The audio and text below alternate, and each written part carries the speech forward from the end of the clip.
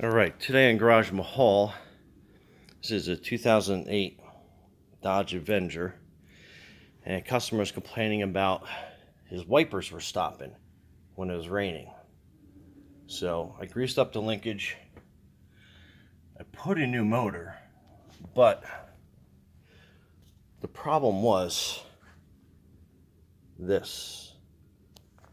And if you can see those vents right there, actually drains. They're on either side. I clean them out best I can. I'll do a little bit more cleanup on it, but in both corners.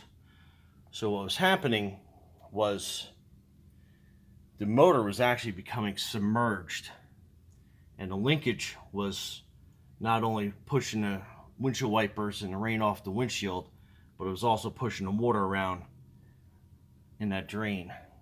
So anyway, if you have a lot of tree debris and pine needles and stuff like that, definitely take your cowl off the top of your wiper motors and clean that area out at least once a year or more. But that was a lot of buildup, and like I said, it just made water sit, and you can see how deep that trench actually gets.